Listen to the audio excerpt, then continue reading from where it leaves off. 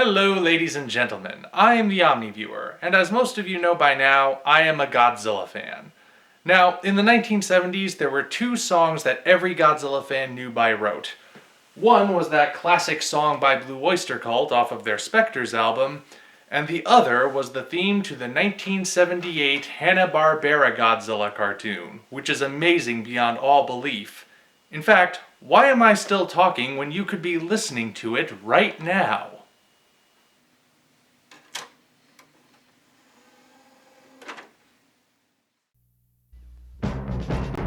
From the depths, 30 stories high, breathing fire, his head in the sky. Godzilla, Godzilla, Godzilla. Didn't I tell you that was amazing? And Godzilla.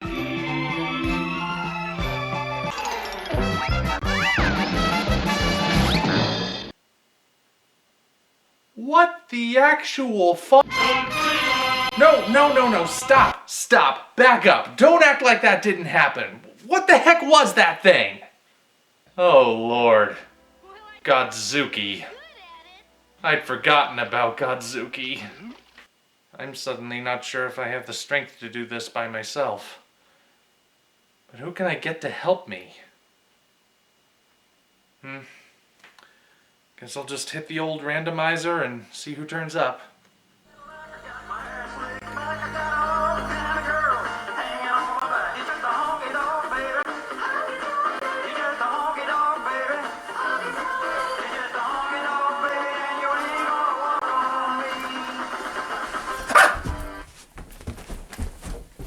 Who are you and what are you doing in my house? Wow, this thing works better than I thought it would. I wasn't expecting to get a celebrity guest. Oh, well, I don't know if I'm a celebrity, but, Oh, don't be so modest. Heavy metal fans all over the world love your work, Mr. DeMeo. well, yeah, wait, who? What do you mean, who? Aren't you Joey DeMeo, lyricist and bassist for Manowar? No, I'm the Second Opinion, animation analyst from Channel Frederator. Weird. The resemblance is uncanny. See? Wow, first I'm Joe from Family Guy, then I'm Anton from No Country for Old Men, and now this. Okay, so he and I do share a certain rugged animal magnetism, but we're getting off topic here. Who are you, and what do you want? I'm the Omni-Viewer, and I need help with that. Godzilla and Godzilla. Hang on. You want me to review something other than My Little Pony?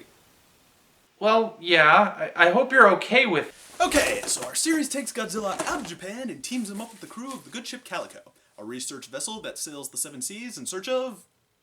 the next episode. She's manned by 4 crew members. First is Captain Carl Majors, a man so tough he has 2 military ranks in his name. Next is Dr. Darian Quinn, a scientist. A woman named Dr. Quinn. That sounds very familiar somehow. Rounding out the human crew are her nephew Pete and Brock, the token black guy. Also on board is Godzuki, a strange flying dinosaur-like creature who everyone really enjoys yelling at.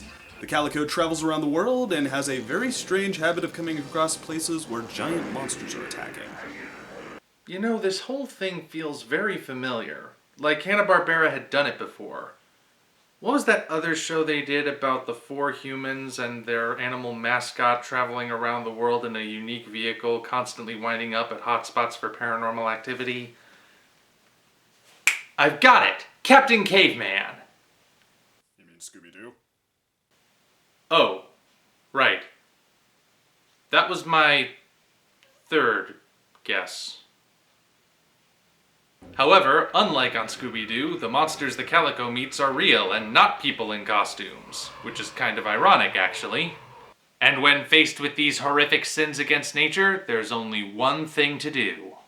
Call for Godzilla now! Call Godzilla! And I think Godzilla better have a look too. Right, Godzilla. We've got to call Godzilla! He's right. Make it fast, Godzilla.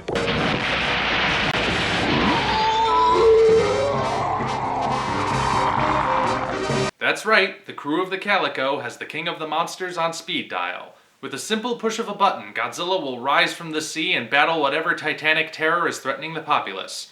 And if they don't have the signaler on hand, a simple call from Godzuki will suffice. How does that even work? I mean, why does Godzilla care about these people out of everyone he could have picked? Well, you see, Godzuki is Godzilla's... Sorry. He's Godzilla's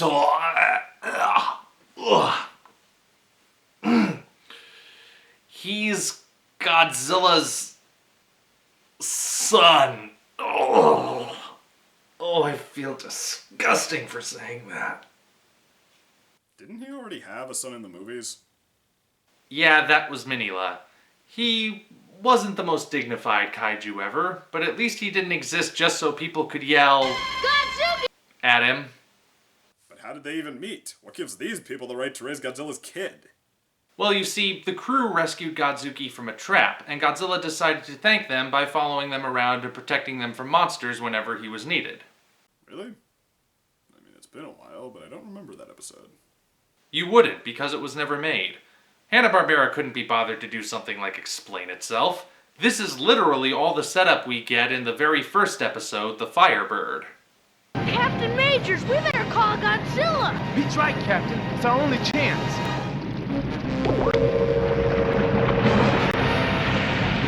Wow, that didn't take long. Yep, Captain Majors just has Godzilla neatly tucked away in his back pocket. End of explanation. You know, I'm starting to see why the only thing I remember about this show is that Godzilla was my favorite part.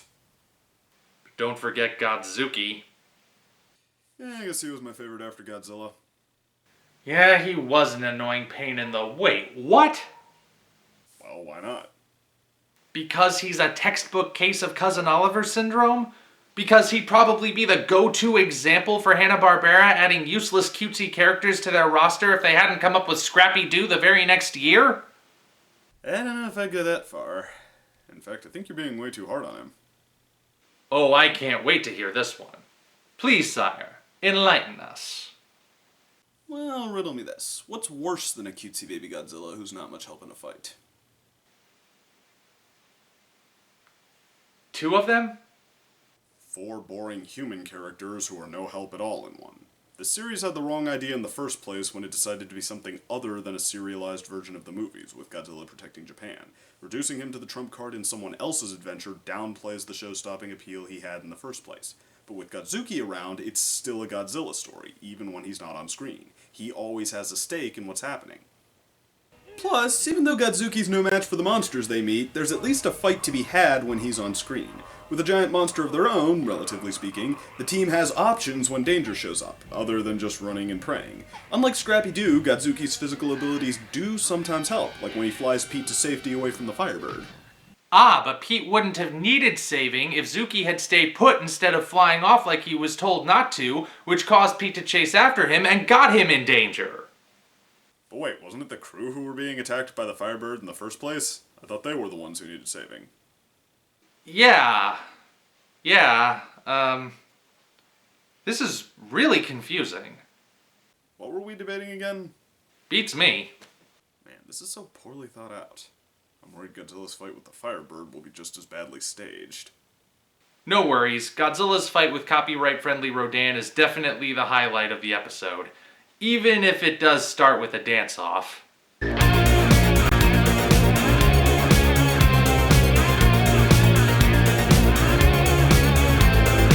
And there are a few confusing moments like this.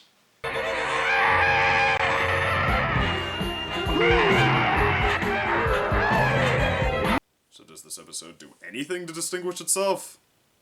Well, at the end, the Firebird flies towards the North Pole for no reason whatsoever, causing Godzilla to follow him and prevent him from melting the ice caps, which of course he does. Don't worry, kids, global warming isn't a problem anymore because Godzilla killed it in the face.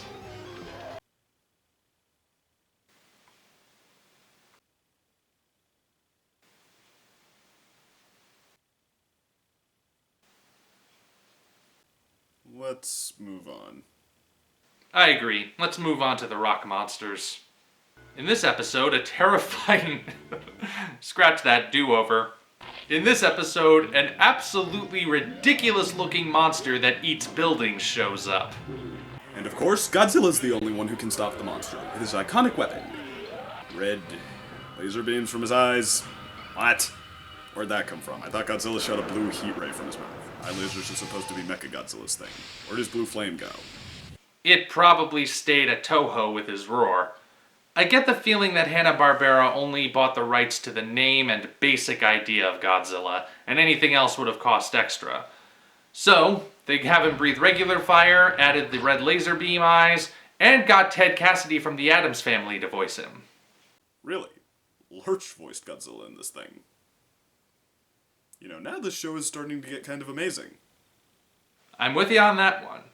I mean, sure, it's not the same as dragging a rubber glove over the strings of a contrabass, but ain't no talking smack about Lurch on my watch. Back on topic though, the episode seems to exist just so they can justify the eye lasers as the best thing ever, as evidenced by the ending. Well, thanks to Godzilla's eyes and those laser beams of his, everything's okay. Well, that doesn't sound at all like a desperate plea. What else have we got? How about one where Godzilla goes to Egypt so he can battle a pair of giant sphinxes who breathe ice? Really? Wow, they must be pretty powerful if their ice breath works in the desert, and against a fire breather.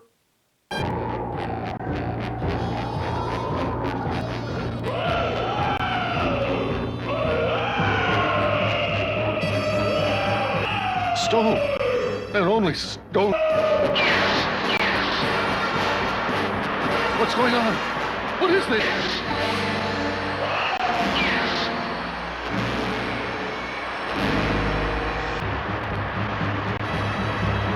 No!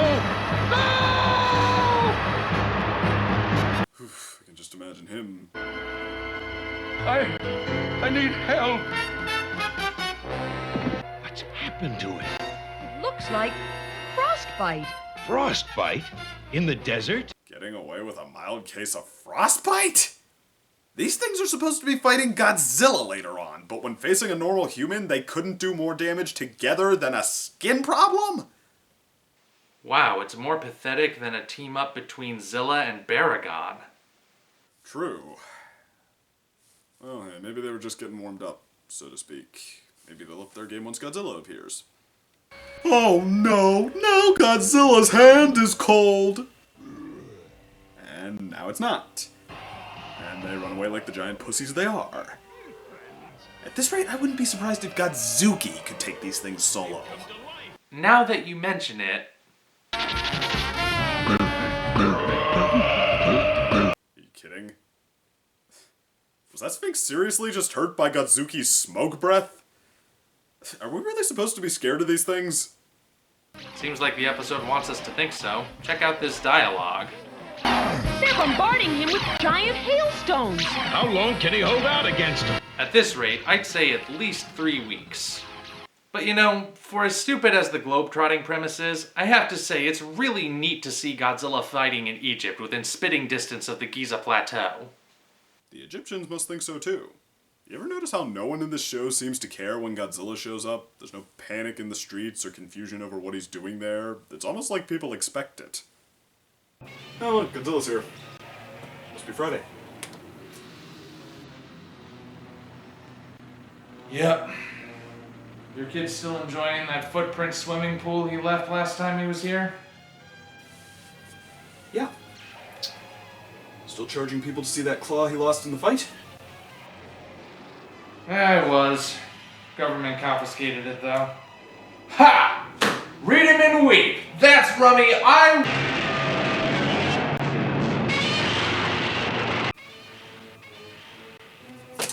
I do love playing when Godzilla's in town.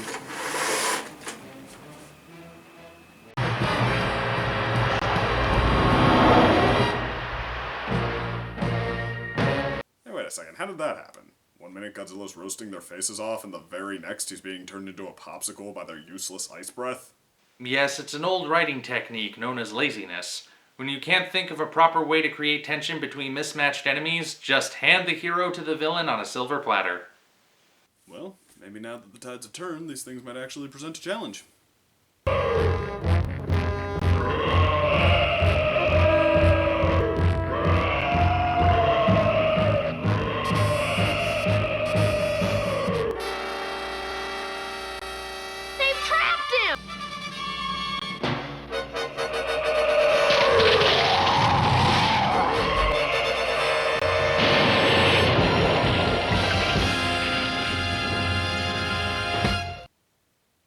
Rest in peace, Ice Sphinxes. You truly were the most pathetic kaiju ever. Ah, that was refreshing. Oh, you guys are still here? Excuse me. Oops. I seriously wouldn't be surprised if Steven Seagal with a jackhammer would have been enough to beat those things. That was a heck of an anticlimax. Well, it wasn't the best fight, but I don't know if I'd call it an anticlimax. I kinda like seeing Godzilla pimp slap the taste from his enemies' mouths every so often. Well, I guess you're right. But are there any monsters in this show more in line with the traditional lineup of kaiju from the movies? Perhaps you would like a regenerating radioactive seaweed monster that's constantly growing? Ooh, now you're talking.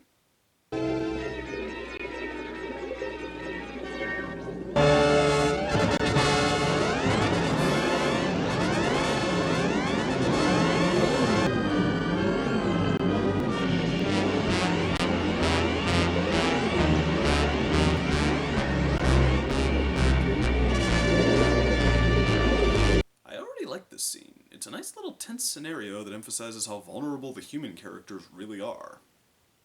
Too bad we cut back to the surface. This water's so clear you can almost see the bottom. Not too far now, Godzuki, you'll... fall. Godzuki, get back up here! For crying out loud, can we ever just once open an episode without Pete yelling at Godzuki? I mean, seriously, what did the little guy ever do to deserve being treated like that? Simple, my friend. Pete is insane. The show constantly acts like he can understand what Zuki is saying, even though it completely dispelled that idea as soon as it was brought up.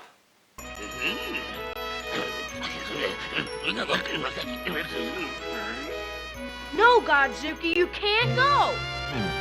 You can actually talk to him? Well, sort of. It's more kind of just knowing what he's thinking most of the time. Would you say he's thinking of flying off somewhere? No way! Combine this obvious delusion with his abusive behavior, and I think it's safe to say that Pete is 3 sheets to the wind. Hey, Godzuki! Now that the monster's been defeated, what should we do with the rest of our day? You're right, Godzuki. We should kill Captain Majors and take over the ship.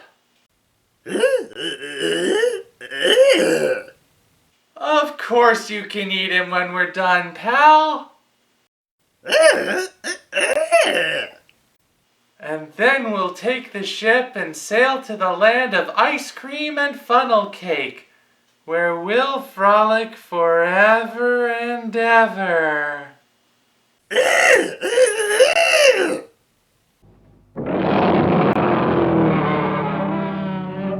Sure, Godzilla, I'll French kiss you. That's my theory, anyway. You have issues, Omni-Viewer. Serious issues. So Dr. Quinn is caught by the seaweed monster and Brock is powerless to help her. Who will come to her aid?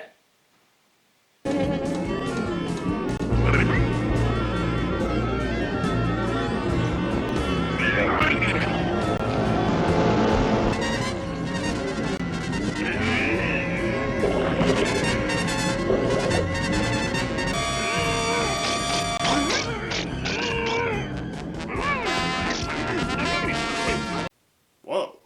Did the little Godzuki just intentionally save the day without being told what to do? Godzuki was quite a hero. It's quite a feeling when a young monster comes into his own. Well, I guess that is more than Minila ever did in a fight. Anyway, it's Godzilla who really pushes it back, and after that, Dr. Quinn finds some seaweed samples to study. I suppose this leads to scenes of examining seaweed under a microscope with nothing scary happening at all, right? Exactly. What? I was joking. What about all the shots of the seaweed growing, or the bit where Pete and Zuki are in the lab at just the wrong time? You can't expect me to just... Help me push it back, Brock!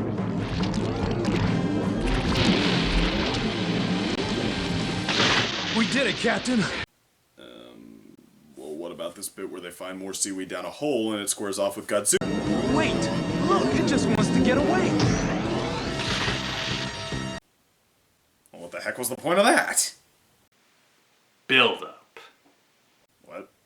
Well, like you said, it can't be about the boring human characters all the time. While this has been taking place, the seaweed has been congealing beneath the water into a giant eldritch abomination that'll be large enough to swallow an entire island, and it will too if Godzilla doesn't stop it. So is the fight worth it? My friend, behold. The smackdown of seaweed tearing, fire breathing, pore animating, monster regenerating, tentacle strangling, Godzuki endangering glory that is this episode's kaiju battle. Huh. So if the seaweed monster can regenerate faster than Godzilla can destroy it, how does he beat it? By listening to the scientists and dragging it on shore, where the sun dries it out and kills the cell's ability to regenerate. That sounds kinda lame. Lame, you say? Look at that thing desperately trying to drag itself back to the water only to get pinned down by the king. This is a truly epic victory. Okay, that wasn't so bad. Still feels kinda weird to me, though. This was weird? Oh, second opinion, this was nothing. You have not yet seen the depths of the weirdness to which this series can sink. Say what? I think it's time we see what happens when the crew stumbles upon the lost city of Atlantis. How about that? We're passing right over Atlantis. Just a legend, I'm afraid, Brock. No such city really existed. You're wrong there, Quinn. Atlantis was a very advanced civilization. It was sunk in an earthquake centuries ago. There's never been any proof of that, Carl. Wait, how the heck do they know Atlantis is right there? Especially if they're split on whether or not it even exists. I don't really know, but they turn out to be right, as Atlantis happens to rise out of the sea right as they're talking about it, in exactly that location.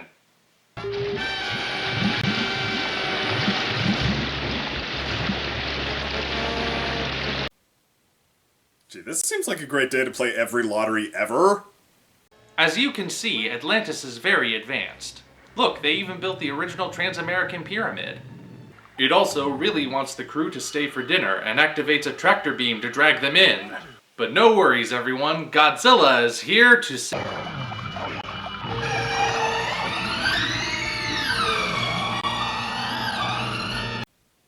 Oh crap.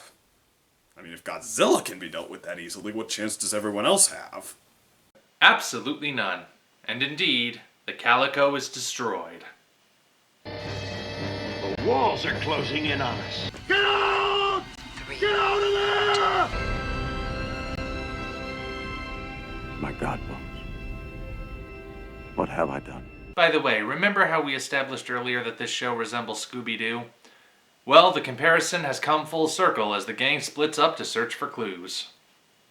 Brock and Quinn go to the archives. You can tell because the sign has hieroglyphics resembling a penguin and a reel-to-reel tape deck. And it is here that they make a shocking discovery of how advanced Atlantis really was. What do you suppose these are, Brock? Maybe some kind of lens? Looks like it fits in here. Let's give it a try. Movies. Movies on a disc? What mad science is this? Here's the last history disc.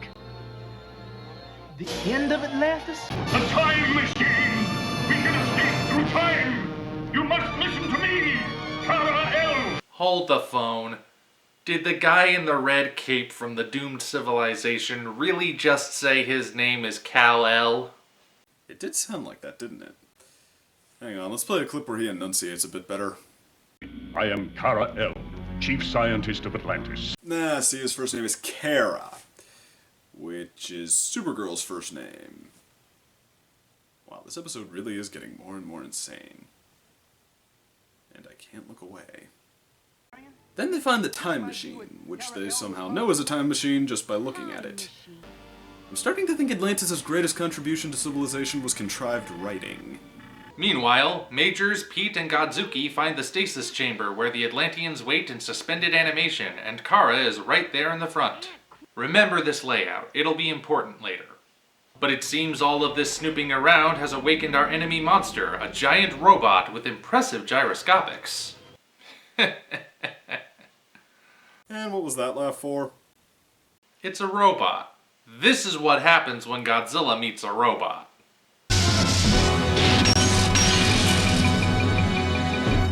As soon as he shows up again, this fight'll be a walk in the park.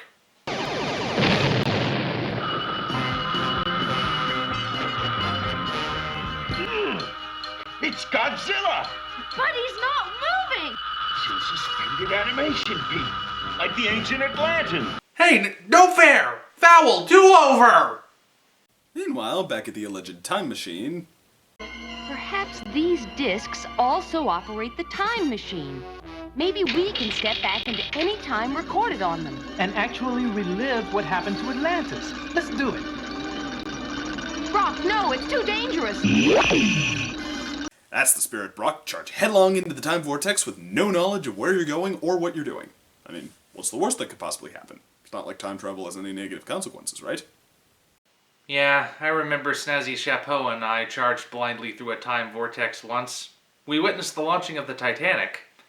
That ship had a great 14 years on the ocean, didn't it?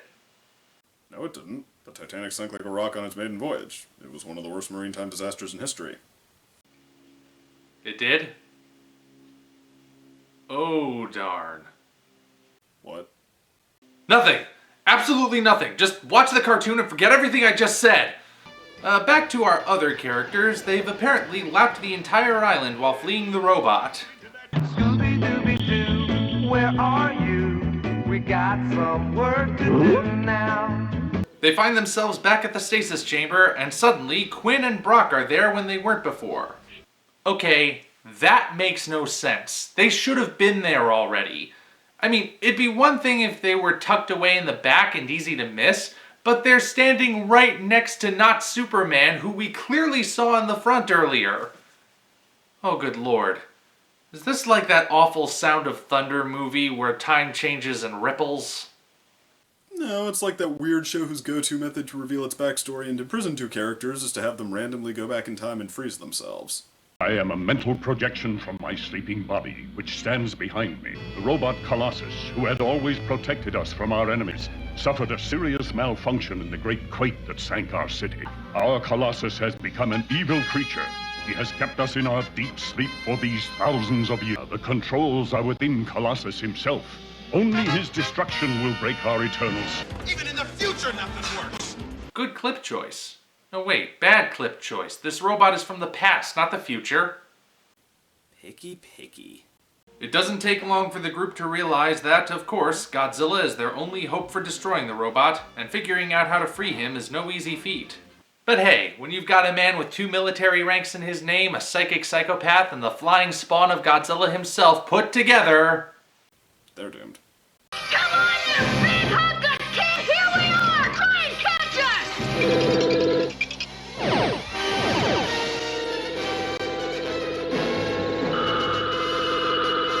You know, for as bat guano insane as this episode is, it's actually one of the better outings for the Calico crew. You get to see what each character brings to the table, especially Godzuki. It's kinda like the best of the live-action kaiju movies, where the human plot and kaiju plot directly affect each other both ways, but not just as a last-minute afterthought. Well, yeah, but I think I have a few problems with how this scene is blocked. You mean because it's not clear how Majors and Pete getting the robot to chase them first leads to Godzuki getting it to free Godzilla? Yeah, that, but also this bit here.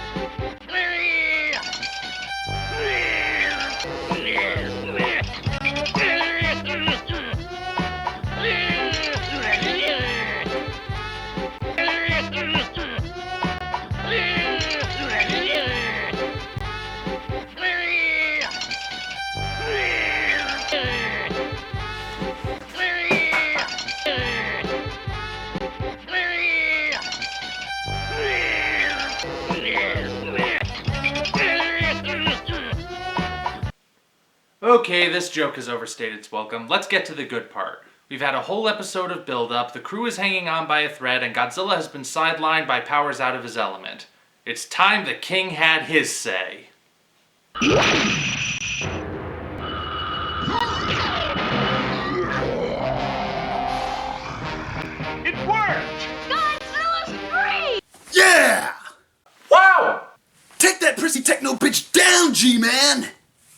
that aluminum unicycle a good old-fashioned monster smackdown!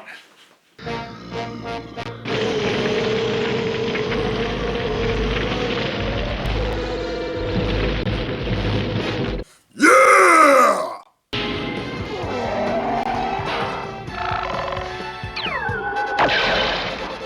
Now that's a death ray, you cheap gort wannabe!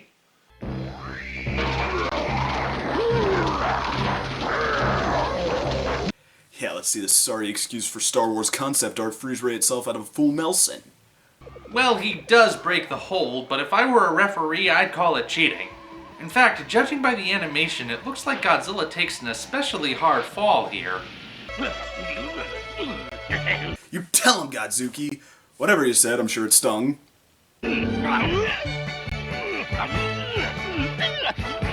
Oh, you done messed up now, son?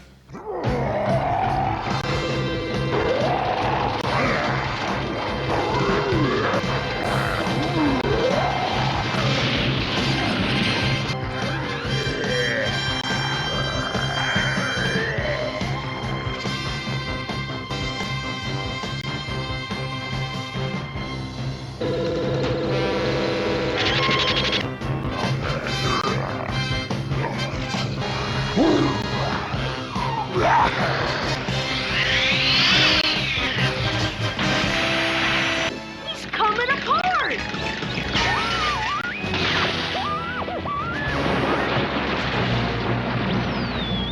That was pretty smart of Godzilla.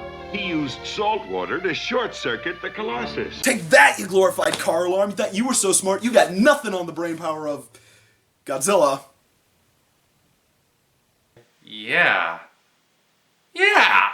Yeah! And so, with the Colossus destroyed, the Atlanteans are free once more. To thank the Calico Crew, Supergirl Man takes them to the 25-cent time machine and sends them back in time to before the Calico was destroyed. But they saw it destroyed in the original timeline. Even if they could rescue it in that scenario, wouldn't that just change the timeline they already finished? The episode's almost over, Sec. There's no point in demanding logic from it now. Yeah, I guess this episode's already as nonsensical as it could possibly be. Well, now, I wouldn't say that.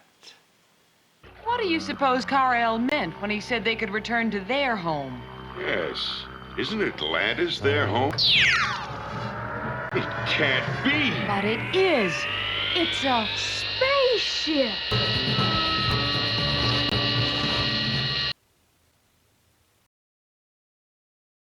Okay, now it's as nonsensical as it can possibly be. One thing is for absolute certain, though. We must never let Giorgio Tsoukalos see this episode. It would break him.